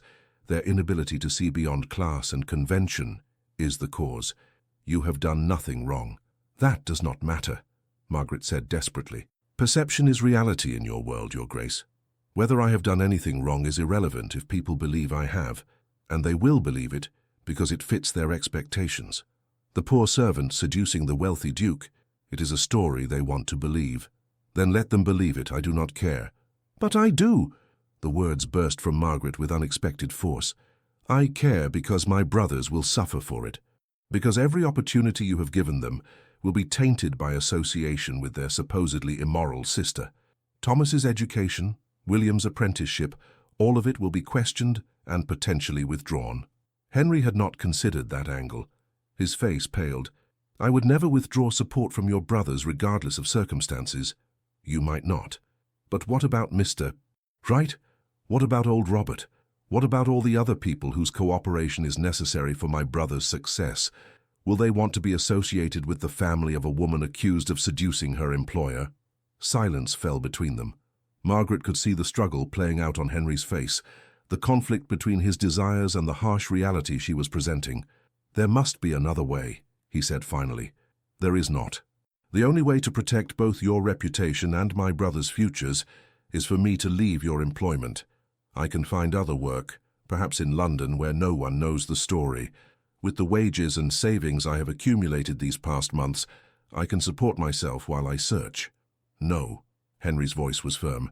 "I will not allow you to be driven from your home and family because of others' prejudices." "Then what do you propose, Your Grace? Because I see no other solution." Henry paced his study, his mind racing through possibilities. Each option seemed worse than the last. If Margaret left, he would lose the one person who had brought light back into his life. If she stayed, the scandal would only worsen, potentially destroying the opportunities he had created for Thomas and William. Unless, what if there were no scandal? He said slowly. Margaret frowned. "I do not understand. What if our relationship were made respectable? What if there were no grounds for gossip because everything was proper and legitimate?" Understanding dawned in Margaret's eyes, followed immediately by horror. "Your Grace, no.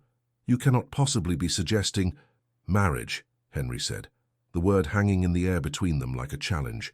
"If we were married, there could be no accusation of impropriety." "That is insane," Margaret whispered. "You are a duke.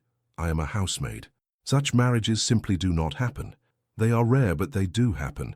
The Earl of Pemberton married his children's governess 20 years ago. The Marquis of Ashford married a merchant's daughter. Society was scandalized in both cases, but eventually accepted it." "Eventually" being the key word, Your Grace. Those women spent years being ostracized, mocked, excluded from society. Their children were whispered about. "Is that what you want? Is that what you would inflict on me?" Henry stopped pacing and faced her directly. "What I want is to not lose you. What I want is to wake up every morning with a sense of purpose. What I want is to build something real and meaningful, rather than maintaining the hollow shell of a life I have been living."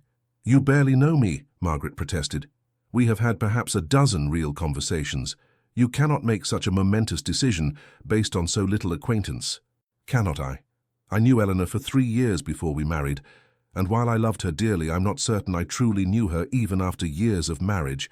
Sometimes, Margaret, we know enough. I know your character, your values, your fierce loyalty to family. I know that you challenge me, make me think, refuse to accept easy answers.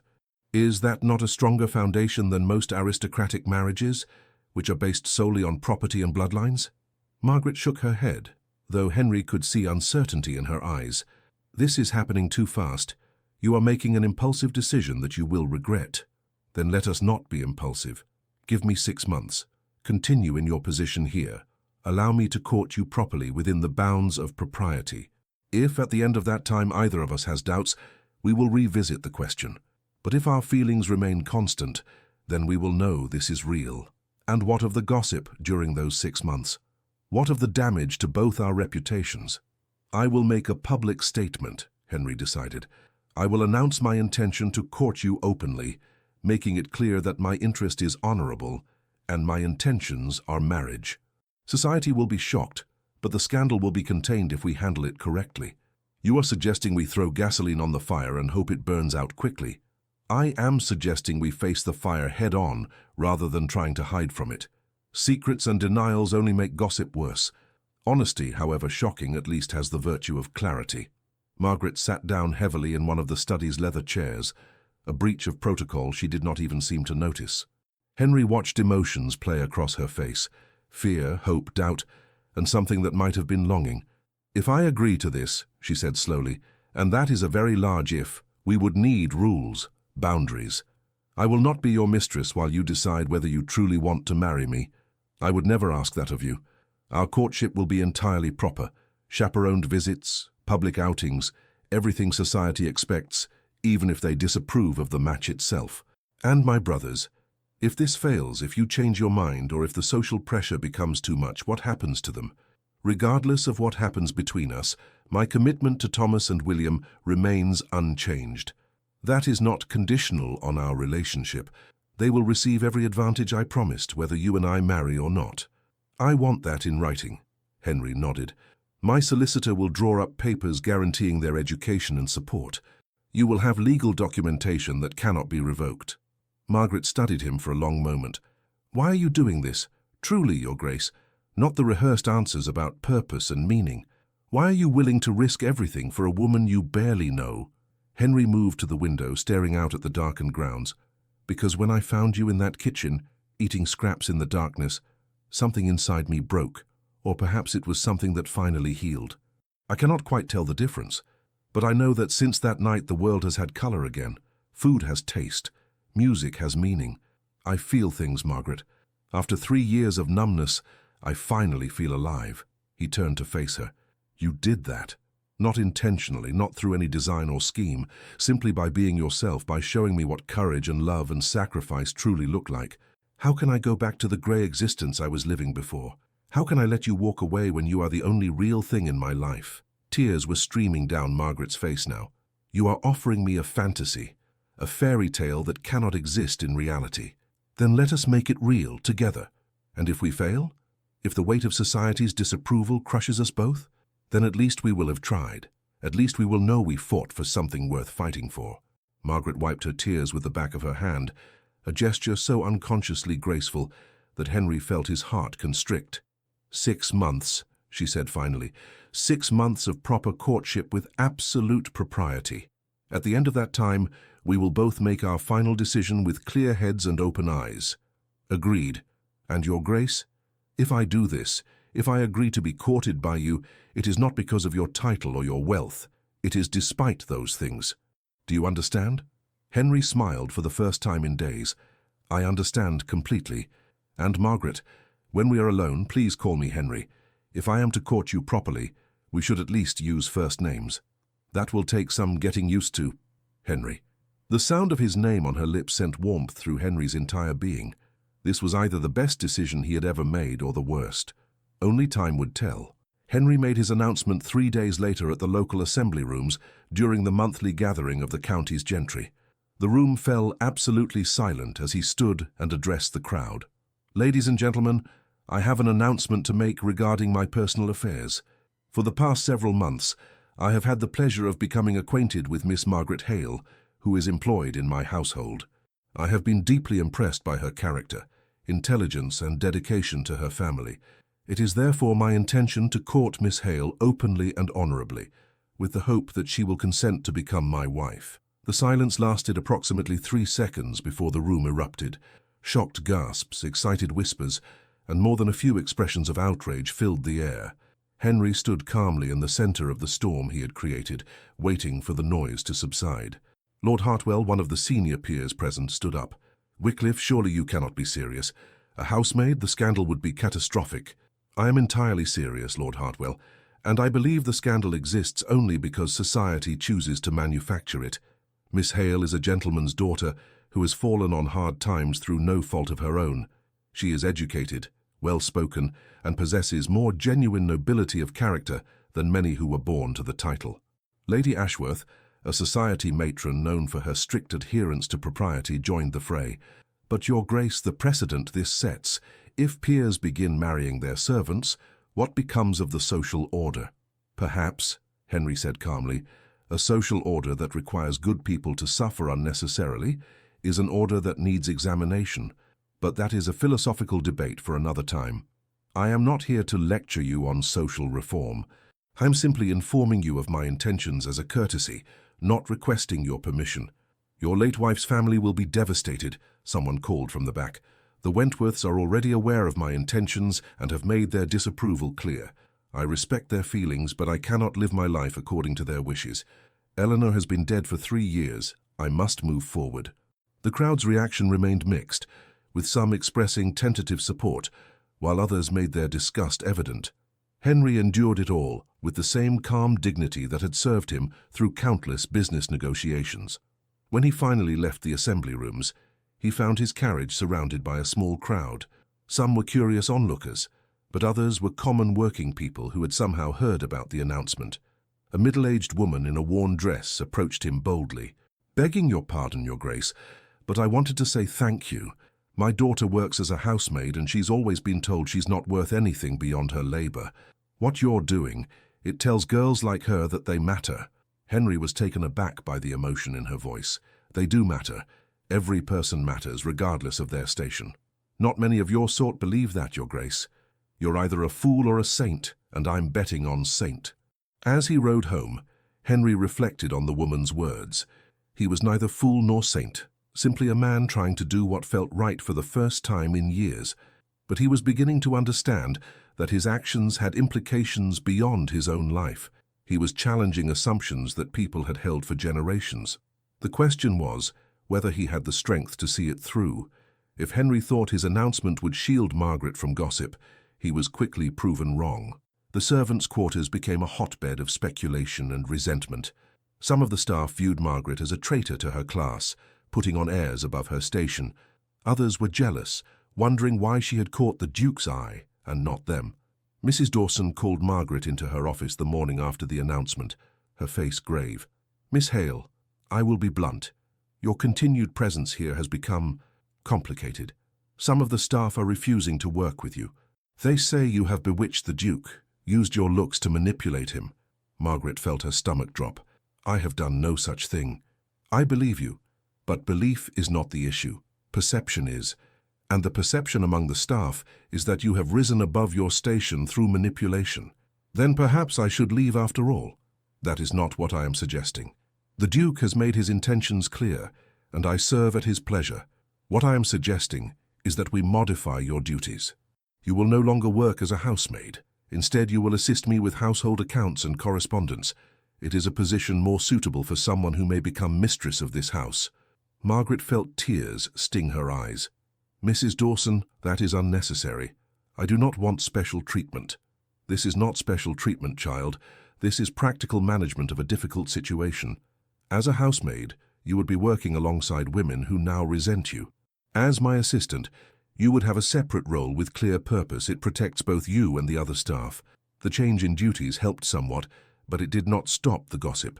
Margaret heard the whispers when she passed through corridors, saw the sidelong glances and knowing smirks. Some of the footmen made crude comments just loud enough for her to hear, though never in front of senior staff. The worst came from Sarah, who had been her closest friend among the servants. "So you are to be a duchess now," Sarah said one day, her voice dripping with sarcasm. "Must be nice getting rewarded for spreading your legs." Margaret slapped her. The crack of palm on cheek echoed in the hallway like a gunshot. Sarah stared at her in shock, one hand on her reddening face.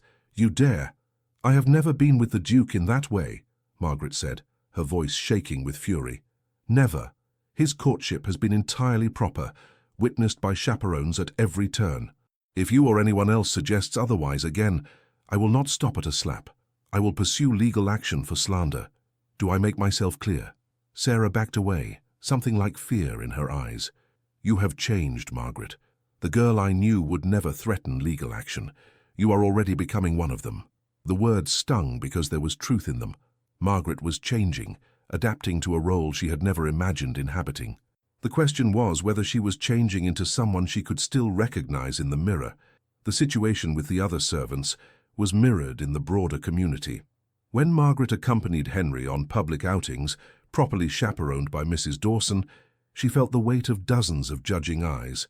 Ladies of quality snubbed her openly, turning their backs when she approached. Shopkeepers who had once been friendly became coldly formal. Only in Lower Wycliffe, among the working people who knew her history, did Margaret find continued acceptance. The villagers seemed to view her potential marriage to the Duke as a victory for their class, proof that worth could transcend birth.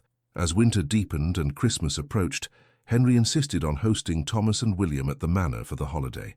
Aunt Beatrice, still recovering at the sanatorium but much improved, sent her blessing. The boys arrived wide-eyed at the grandeur surrounding them. William could not stop touching everything, running his hands over velvet curtains and polished wood, while Thomas tried to maintain dignity but kept staring at the library with barely concealed longing. "You may read any book you wish," Henry told Thomas. "Consider the library yours during your stay." The boy's face lit up with pure joy. "Any book, Your Grace?" "Any book. And Thomas, when we are private like this, you may call me Henry if you are comfortable doing so." We are to be family, after all. Margaret watched the interaction with mixed emotions. Seeing her brothers so happy warmed her heart, but it also highlighted the vast gulf between their world and Henry's. Could they truly bridge that gap? Or was she simply setting everyone up for eventual heartbreak? Christmas Eve brought unexpected visitors. Lord and Lady Pemberton arrived with their daughter Caroline, who had been widowed 2 years prior. The visit was clearly orchestrated, an attempt to present Henry with a more suitable alternative to Margaret. Lady Pemberton made her intentions obvious within minutes of arrival. Caroline has been so lonely since dear Richard passed. We thought she might benefit from company during the holidays, and what better place than Wycliffe? Caroline was beautiful, accomplished, and perfectly bred for her role as an aristocratic wife. She played the pianoforte beautifully, spoke 3 languages, and managed conversation with practiced ease. She was also acutely aware of Margaret's presence and made subtle attempts to diminish her at every turn. "Miss Hale, how charming that you play chess with the Duke," Caroline said sweetly, after observing one of their evening games. "Though I imagine real strategy is quite beyond someone of your limited education." "On the contrary," Henry interjected before Margaret could respond. "Margaret consistently defeats me. Her strategic thinking is exceptional." Caroline's smile remained fixed. "How surprising." The tension continued throughout Christmas dinner, with the Pembertons making pointed comments about appropriate matches and the importance of breeding. Thomas and William, seated at the far end of the table by Margaret's insistence, watched everything with keen interest. After dinner, as the adults gathered in the drawing room, William slipped away. Margaret found him 20 minutes later in Henry's study, carefully examining a ceremonial sword mounted on the wall. "William, you should not be in here." "But it is so interesting," the boy protested. "Look at all these maps and books and things. Does Henry really use all of this?" "His Grace," Margaret corrected automatically, then caught herself. They were supposed to be family. "Yes, he does. He manages a large estate." "When you marry him, will we be able to visit all the time? Will Thomas and I live here?" Margaret knelt beside her brother. "William, nothing is certain yet. The Duke and I are still getting to know each other. But you love him, don't you? I can tell by the way you look at him." Margaret felt her breath catch. "It is complicated, William. Grown-ups always say that when they mean yes, but are scared to admit it." Out of the mouths of children, Margaret thought. Perhaps you are right, but love alone is not always enough. Why not? In the stories, love conquers everything. Real life is not a story, darling. Real life has complications and consequences. Henry found them there a few minutes later. "Ah, the sword has claimed another admirer. William, would you like to hold it?" The boy's eyes went wide. "Really? Really? Come, I will show you how knights would have wielded such weapons." Watching Henry teach William the proper grip and stance, Margaret felt something shift inside her. This man, this Duke who could have anyone, was taking time to make a 7-year-old boy feel special. He did it without condescension, treating William's excitement with genuine respect. When Caroline appeared in the doorway, her expression said everything. She saw Henry crouched on the floor with a common boy, laughing as William attempted a clumsy sword thrust, and her contempt was visible. "How domestic," Caroline said coldly. Henry stood, still holding William's hand. "Miss Pemberton, William was just learning about medieval swordsmanship." "I can see that." "Your Grace, your mother is asking for you in the drawing room." After Henry left with Caroline, Margaret turned to William. "We should return to our rooms. It is late." "Margaret, that lady doesn't like you." "I know." "Why not? You are much nicer than her." Margaret smiled sadly. "Because she sees me as a threat. She wants what I have, the Duke's attention and affection. But he doesn't love her. He loves you." "How can you possibly know that?" "Because he looks at you the way Papa used to look at Mama, before Mama got sick. Like you are the most important thing in the world." The Pembertons departed the day after Christmas, their mission clearly unsuccessful. Henry had remained polite but distant with Caroline, making his lack of interest obvious. As January arrived, bringing bitter cold and snow, the 6-month courtship period reached its midpoint. Henry and Margaret had fallen into a comfortable rhythm of daily interactions. Chess games in the evening, walks in the garden when weather permitted, and long conversations about everything from philosophy to practical estate management. Margaret had proven surprisingly adept at understanding the complexities of running a large estate. She questioned assumptions, suggested improvements, and brought a perspective shaped by understanding what working people actually needed rather than what aristocrats assumed they needed. "The tenant farmers are struggling with the drainage in the south fields," she observed one afternoon while reviewing estate maps with Henry. "The land floods every spring, ruining crops. Has anyone considered installing proper drainage systems? The cost would be substantial, less substantial than the lost revenue from failed crops year after year, and the farmers themselves might contribute labor if it means protecting their livelihoods." Henry studied the maps with new eyes. "You are right. I will have my steward draw up plans. See that the farmers are consulted in those plans. They know the land better than any steward." These moments of partnership felt natural, right in a way that Henry's marriage to Eleanor never had. He and Eleanor had loved each other, but they had lived largely separate lives. She in her world of social calls and charitable committees, he in his world of business and estate management. With Margaret, there was overlap, collaboration, a sense of building something together. But the social pressure continued to mount. More families cut ties with Henry. Invitations to important events dried up. The Wentworths made good on their threat to distance themselves entirely, spreading damaging rumors about Henry's mental state. Lord Hartwell, one of the few peers who had maintained contact, paid a private visit in late January. "Wycliffe, I speak as a friend. This path you are on will lead to complete social isolation. Is this girl truly worth losing everything?" "She is not a girl, Hartwell. She is a woman of remarkable character. And what precisely am I losing? The approval of people who value bloodlines over human worth, the company of those who see other people as commodities? If that is what I am losing, I count it no great loss. You are a duke. You have responsibilities to your class, to your family name. My responsibilities are to be a decent human being. Everything else is secondary. Then you are a fool, perhaps. But I would rather be a fool with principles than a success without them." After Hartwell left, Henry found Margaret in the library. She was curled in a chair by the fire, reading to Thomas, who sat at her feet. The scene was so domestic, so peaceful, that Henry felt his heart constrict. This was what he wanted. Not grand balls and social approval, but quiet evenings with people he cared about. Simple moments that meant everything. Margaret looked up and saw him watching. "Is everything all right?" "Everything is perfect," he said honestly. That night, as Henry lay in bed staring at the ceiling, he realized that the 6-month waiting period was pointless. He already knew what he wanted. He had known for weeks, perhaps months. The only question was whether Margaret felt the same. He would not push her. They had agreed on 6 months, and he would honor that agreement. But when the time came, he would ask for her answer without hesitation or doubt. In early February, Dr. Harrison sent an urgent message. Beatrice had taken a turn for the worse. The consumption, which had seemed to be retreating, had returned with vicious intensity. Margaret rushed to the sanatorium with Henry. They found Beatrice propped up in bed, her breathing labored, her skin papery and pale. But her eyes remained sharp, and she smiled when she saw them. "My dear girl," she whispered to Margaret, "and your Grace, how kind of you to come.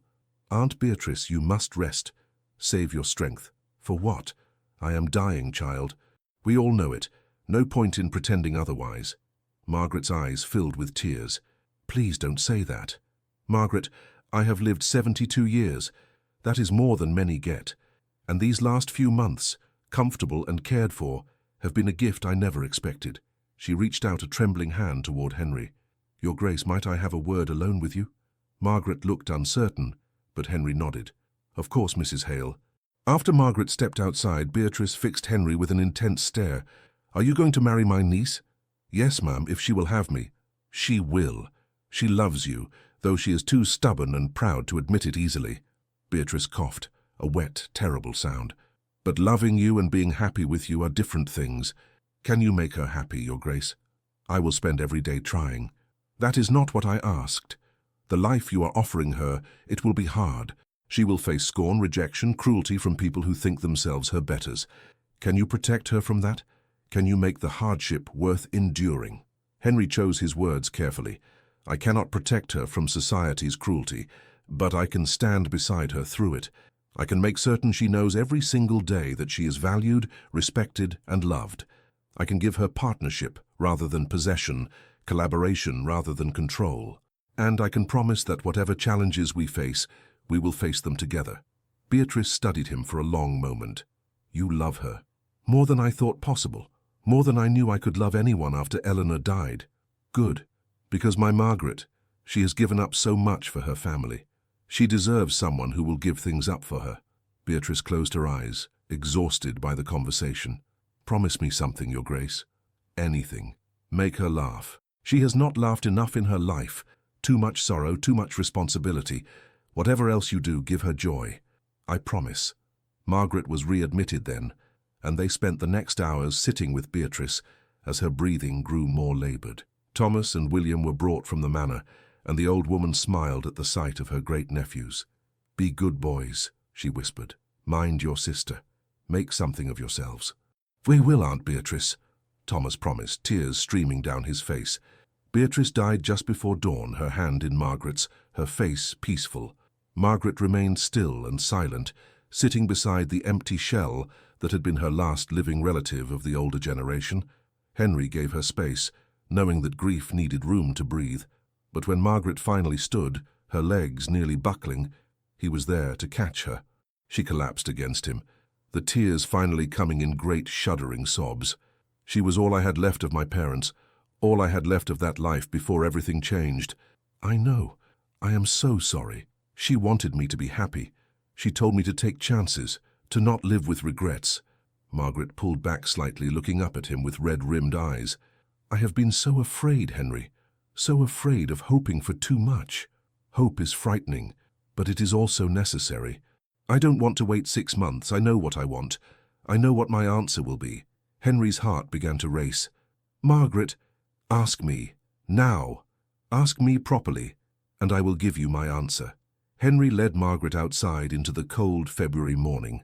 Snow covered the grounds of the sanatorium, pristine and untouched.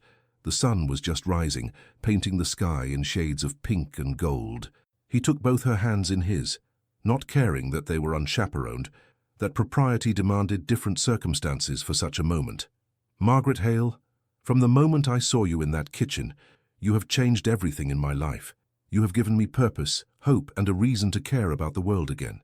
You challenge me to be better, to see beyond my own narrow perspective, to recognize the humanity in everyone I meet. You are the strongest, bravest, most remarkable woman I have ever known. I love you with everything I am and everything I hope to become. Will you marry me? Will you be my wife, my partner, my duchess?" Margaret's tears were still falling, but she was smiling now. "Yes, yes, Henry, I will marry you. Not because you are a duke, not because of what you can provide, but because I love you. Because you see me, truly see me, in a way no one else ever has. Because you make me believe that impossible things can become real." Henry pulled her into his arms and kissed her. It was their first real kiss, and it felt like coming home, like finding something he had not known he was searching for. When they finally pulled apart, both breathless, Margaret laughed shakily. "Society is going to be absolutely scandalized." "Let them be scandalized. You are worth every moment of scandal and more. My brothers, we'll be educated, protected, and loved as my own family. I give you my word. And when people call me an upstart and an adventuress, I will remind them that my wife has more genuine nobility in her smallest finger than most peers have in their entire being." Margaret shook her head, still smiling. "You are either very brave or very foolish, Your Grace. Henry, and I am in love, which encompasses both qualities." They returned inside to find Thomas and William waiting in the corridor. One look at their faces told the boys everything. "You are getting married," William shouted, throwing himself at Margaret. Thomas, more reserved but no less happy, shook Henry's hand with surprising formality. "Welcome to the family, Your Grace." "Henry?" he corrected gently. "You must call me Henry now. We are brothers." The word seemed to stun Thomas. "Brothers," he repeated softly, as if testing the sound. "Brothers," Henry confirmed, "in every way that matters." They set the wedding for April, giving them 2 months to prepare and allowing proper mourning time for Beatrice. Henry wanted to marry immediately, but Margaret insisted on doing things correctly, giving society no additional ammunition for criticism. The announcement of their engagement created exactly the storm they had anticipated. The newspapers were merciless. "Duke to wed housemaid. Has grief destroyed his reason? One headline screamed. Cinderella story or cautionary tale? Asked another. Letters poured in, some supportive but most condemning. Several prominent families publicly cut ties with Henry.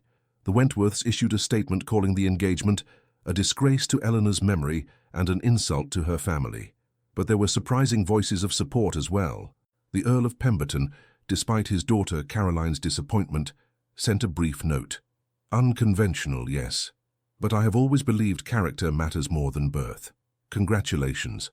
More importantly, the common people of Wycliffe and surrounding villages rallied behind the match. They saw it as a victory, proof that their lives and struggles mattered to at least one member of the aristocracy. A delegation from Lower Wycliffe, led by the blacksmith Mr. Bramwell, appeared at the manor one afternoon. Your Grace, Bramwell said, cap in hand, we wanted you to know that folk like us, we are grateful.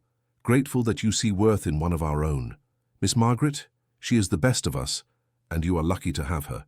I know I am, Henry said sincerely, luckier than I deserve. We would like to do something for the wedding.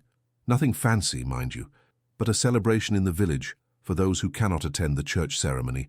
Would that be acceptable? Henry looked at Margaret, who nodded with shining eyes. That would be wonderful, thank you. The wedding preparations revealed the depth of the class divide in unexpected ways. Margaret's wedding dress became a point of contention. Henry wanted to hire the finest modiste in London, but Margaret refused. That would cost more than my family earned in 5 years, she argued. I cannot wear such extravagance while knowing how many people go without necessities. They compromised. Margaret would wear a dress made by a local seamstress, but of fine materials befitting a duchess. The result was elegant, but not ostentatious, with simple lines that suited Margaret's practical nature. The guest list was another battle. Henry wanted to invite everyone, regardless of class, but the church could only hold so many. They settled on a small ceremony for family and close friends, followed by a larger celebration in the village that would be open to all. Thomas would give Margaret away, a role usually reserved for fathers or senior male relatives. The boy took his responsibility seriously, practicing his walk up the aisle until he had it perfect. William would serve as a page, a role that required him to stand still for extended periods. This concerned everyone, but the boy promised to be on his best behavior. I will not embarrass Margaret, he declared solemnly, not on her wedding day. As the wedding approached, Henry found himself both excited and terrified. He was about to marry the woman he loved, but he was also about to defy centuries of social convention. There would be consequences, some he could anticipate, and others he could not. One evening, a week before the wedding, Margaret found him in his study, staring at a portrait of Eleanor. Are you having second thoughts? She asked quietly. No, never. I was just saying goodbye, I suppose, letting her know that I am moving forward and hoping she would understand. Margaret moved to stand beside him. Tell me about her. Really tell me. I need to know what I am following, who she was. Henry was silent for a moment, gathering his thoughts. Eleanor was kind, gentle, everything a lady should be. She never challenged me, never questioned my decisions. She maintained a perfect home, threw perfect parties, and died trying to give me an heir. His voice broke slightly. I loved her, but I'm not certain I knew her. We lived side by side, but in separate worlds. And what are we doing? We are building one world together, a world where we challenge each other, support each other, grow together. It is different, Margaret. Not better or worse than what I had with Eleanor, just different. And it is what I need now in this part of my life. Margaret took his hand. I will never try to replace her. I know. You could not if you tried. You are entirely yourself, and that is exactly who I want. April 20th dawned clear and bright, unusually warm for early spring. Margaret woke in her room at the manor, where she had been sleeping in the guest wing for propriety's sake, and felt a moment of pure terror. Today she would become a duchess. Sarah, who had apologized weeks ago for her cruel words and been accepted back into Margaret's tentative circle of friendship, helped her dress. The wedding gown was beautiful, made of ivory silk with delicate embroidery at the sleeves and neckline. Margaret's dark hair was arranged simply, with small white flowers woven through. You look like a princess, William breathed when he saw her. I look like myself, Margaret corrected gently, just in a very nice dress. Thomas appeared in his new suit, looking older than his 10 years. Are you ready, Margaret? I am terrified. That is probably appropriate. You are about to marry a duke and become responsible for a vast estate and numerous people's livelihoods. Terror seems reasonable.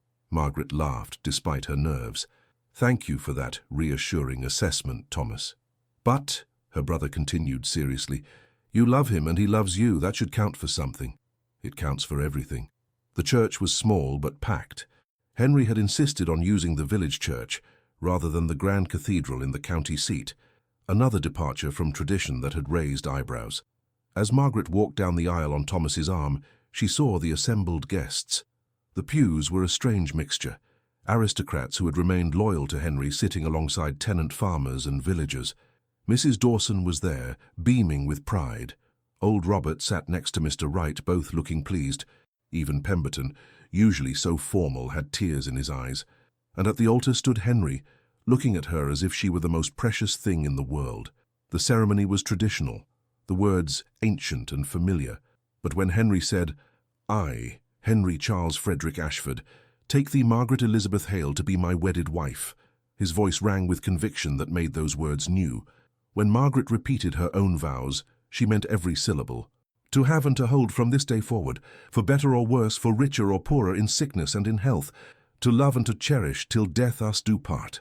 The vicar pronounced them husband and wife, and Henry kissed her to applause and cheers that would have been considered highly improper in a more fashionable venue.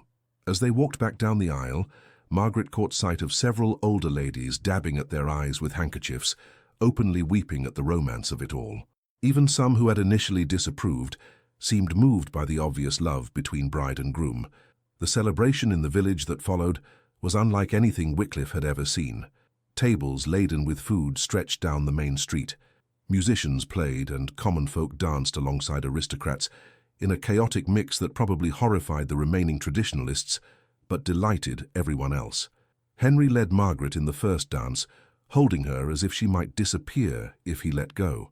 "Regrets yet?" he murmured in her ear. "Ask me in 50 years. I intend to." As evening fell and lanterns were lit throughout the village, Margaret stood on a small rise overlooking the celebration. From here she could see the entirety of what had become her new life, her brothers laughing with other boys their age, former servants mixing with tenants and gentry, Henry at the centre of it all, making conversation with a farmer as naturally as he would with a peer. Dawson appeared beside her. "Are you happy, Your Grace?" The title still felt strange, but Margaret was slowly adjusting. "I am terrified and overwhelmed and uncertain about what comes next. But yes, I am happy." "Good. You deserve happiness, child. You have earned it through sacrifice and strength. Now you must learn to simply accept it, without guilt or looking over your shoulder for disaster. That may be harder than marrying a duke," Mrs. Dawson smiled. "Most things are. But you are strong enough. You always have been." The first year of marriage tested both Henry and Margaret in ways they had not fully anticipated.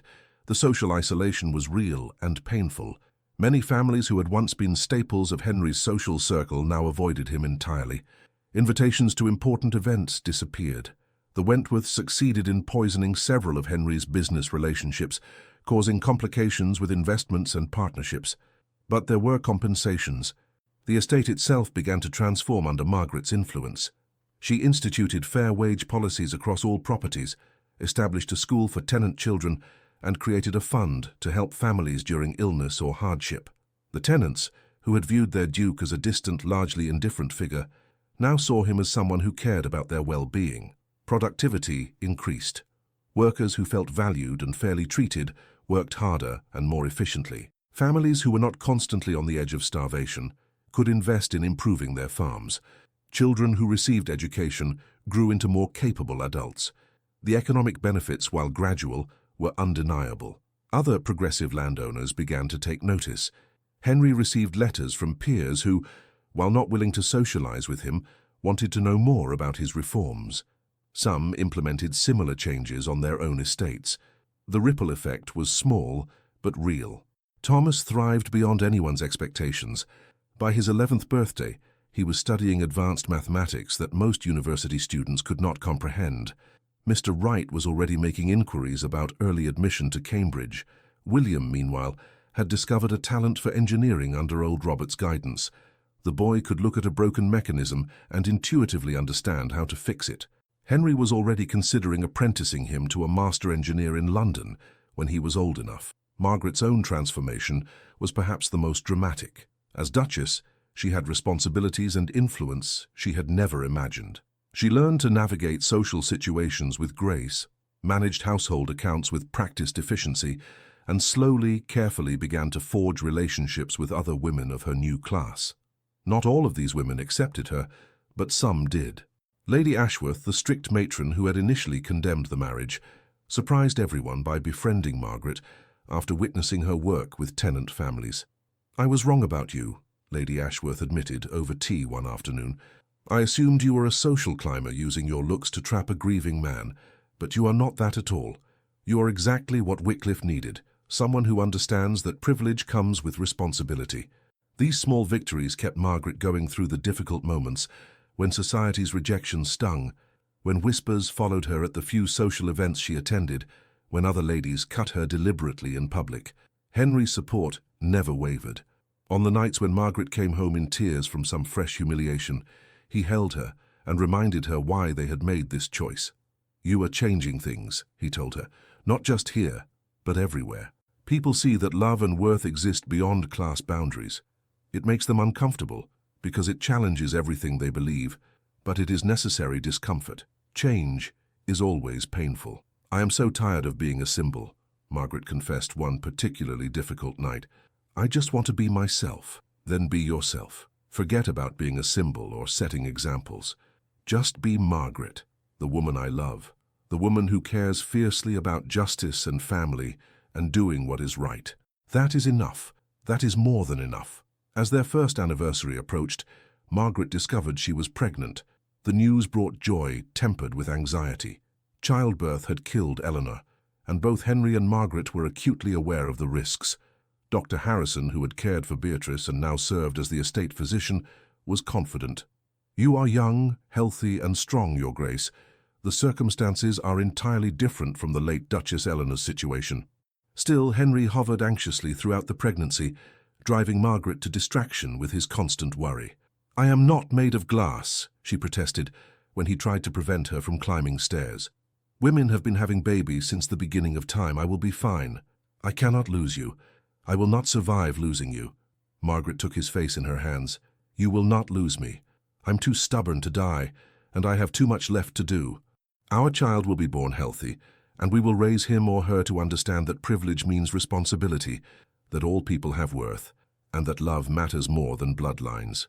Him or her. I am not picky, though Thomas is hoping for a brother, and William wants a sister so she can be a princess." Henry laughed, some of the tension leaving his shoulders. "A princess who understands the value of fair wages and proper drainage systems. That seems appropriate." On a cold January night, exactly 2 years after Henry had first found Margaret in his kitchen eating scraps, their daughter was born. The labor was long and difficult, but Margaret survived it with characteristic strength, emerging exhausted but triumphant with a healthy baby girl in her arms. They named her Eleanor Beatrice Ashford, honoring both grandmothers. Henry held his daughter with trembling hands, tears streaming down his face. "She is perfect." "She is loud," Margaret corrected with a tired smile as the baby wailed, "and demanding. She is going to be a handful." Thomas and William were allowed to meet their niece that evening. William was disappointed she was not yet old enough to play with, but Thomas held her with surprising gentleness. "She is so small," he marveled. "Will she really grow up to run this estate?"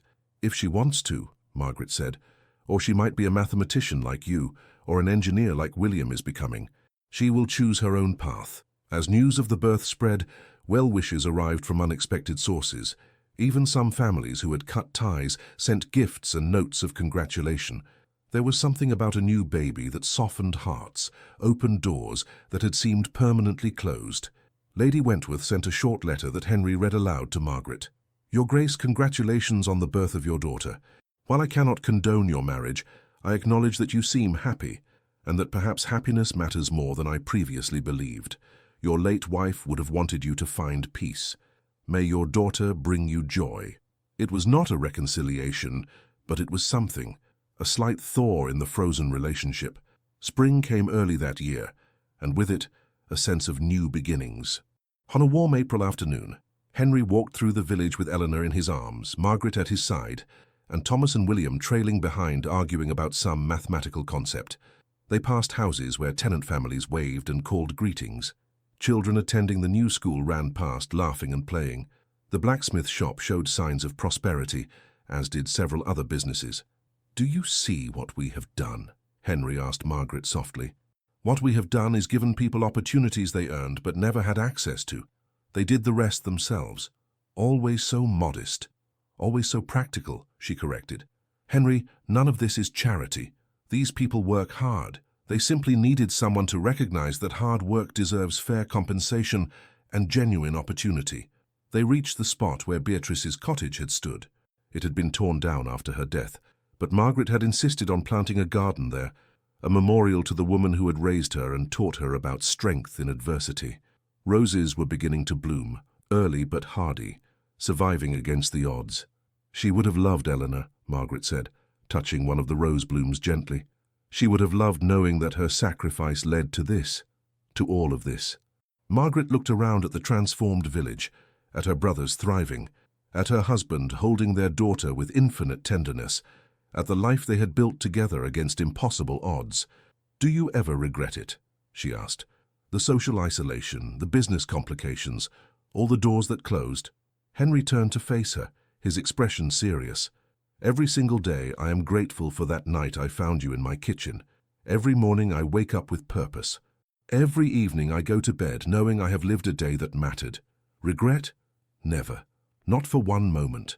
Eleanor began to fuss, and Henry jostled her gently. "Besides, I would endure far worse for this. For you, for our family, for the chance to be part of something real."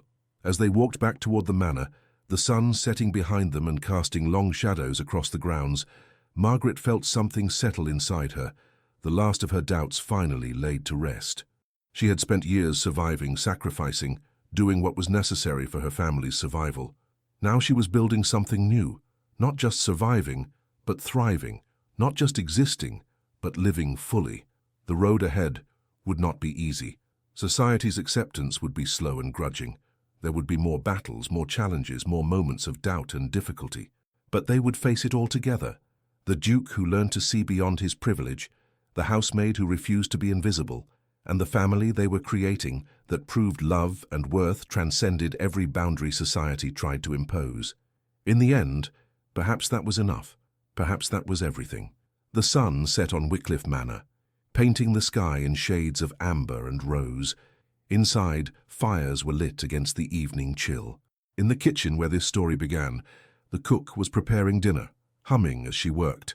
And in the nursery upstairs, a baby slept peacefully, unaware that she was the symbol of a love that had changed everything, a reminder that the most powerful force in the world is not wealth or title or birth, but the courage to see each other's humanity and refuse to look away.